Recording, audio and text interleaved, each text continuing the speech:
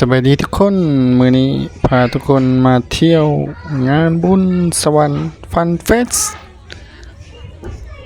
2025นะปีนี้เนาะ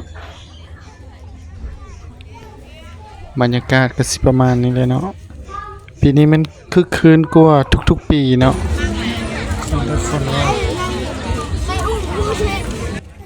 ตอนนี้จะพาทุกคนย่างไปเบิ่งเวทีกลางเนาะก็คือเวทีประกวดศิลปะปีนี้เพิ่นเฮ็ดได้งามหลายคนหลายว่าทุกคนเอ้ย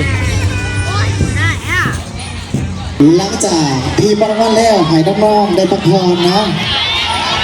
และพิเศษก็ดีมีทั้งพี่ชายทั้งพี่นักละครภริจิตก็ไม่เก็บมาห่วงมาดิซึ่งเป็นเจ้าของช่องไทยเราดูเยอะเถอะเนาะ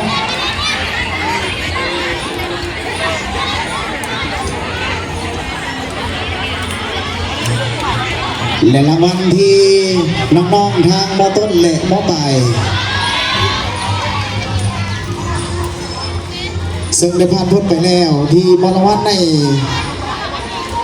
นับตั้งแต่เริ่มต้นจากตอนที่2 โมงจนฮอดตอนนี้ก็ได้ผลคะแนนที่ออกมาถือว่าทั้งน้องๆแต่โรงเรียนนั้นแสดงความสามารถส่งได้ดีทุกๆโรงเรียนเลยเจ้าขอประชาสัมพันธ์ถึงโรงเรียนที่ได้อันดับที่1และที่2แมนโบกข้าวเอกการเจ้าเขาจะมีการแสดงพื้นอีกครั้งหนึ่งเพื่อให้ทางคณะประธานและคณะกรรมการร่วมด้วยพ่อแม่พี่น้องได้รับชมอีกด้วย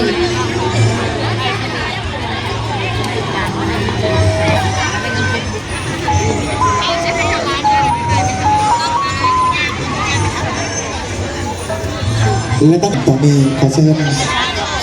ทั้งประธานคือมาในหัวข้อกันทั้งหลายวิธีขอเชิญ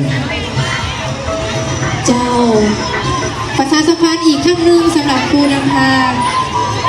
โรงเรียนที่ได้อันดับที่1ที่2ม.ต้นมัธยมต้นและมัธยมสมบูรณ์เมนโบข้าวไห่กาบเจ้าประชาสัมพันธ์ถึงน้องๆโรงเรียนที่ได้เซตมอต้นได้อันดับ1อันดับ2อันดับ3แม่ถ่ายยูก่อนเด้อทั้ง3เลยและมอสอที่ได้รางวัลอันดับ1อันดับ2อันดับ3แม่ถ่ายยูก่อนเนาะเพื่อจะให้น้องๆได้ขึ้นมาเวทีขึ้นมาแสดงอีกเพื่อได้ไปรับชมอีกเพื่อครั้งที่2ให้ทางโรงเรียนมสที่ได้อันดับ1กะเกมเพลงและกะเกมบทฟ้อนเพื่อขึ้นมาแสดงอีกเป็นครั้งที่2และให้ทางมต้นที่ได้อันดับที่1ให้กะเกมเสียงเพลงไว้และเกมบทฟ้อนไว้เพื่อจะพาทุกคนย่างเลาะเบิ่งบรรยากาศ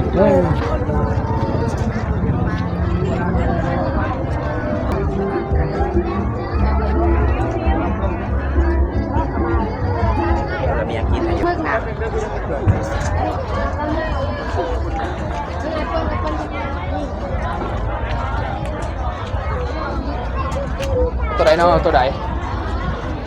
กินได้บ่ลูกกันนะก่อนเอาตัวไหนลูกตัวไหนเอาเปิ้นอย่าไปไกลอันนั้นหลายผมนะย้ำมาพี่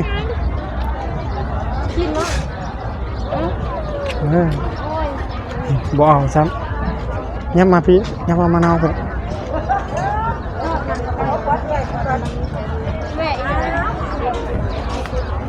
มาอีกพอจับนะ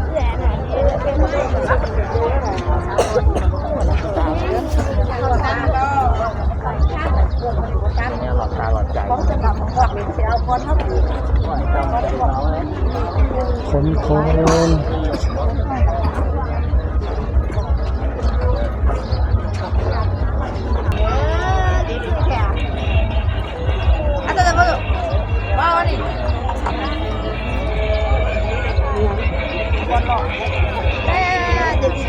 เอามาไหนดีฮะ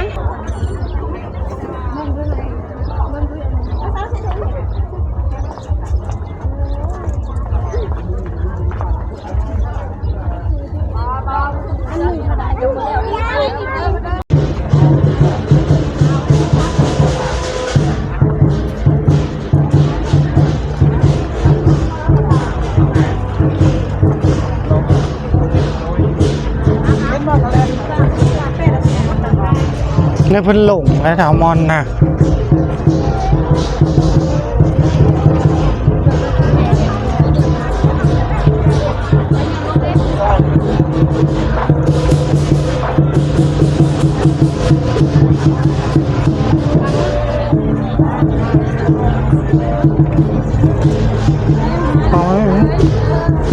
น้ำมันไม่บอกวันน่ะ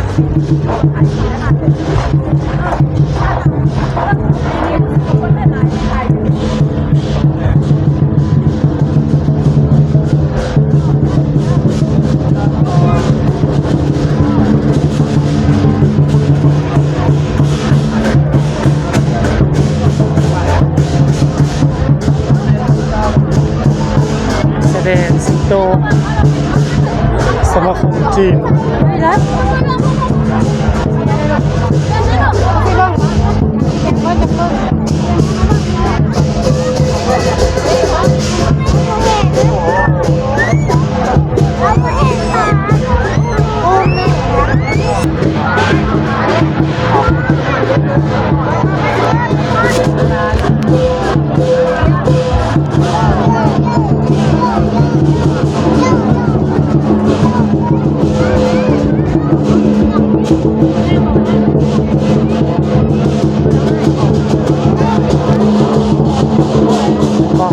ก็สิงโต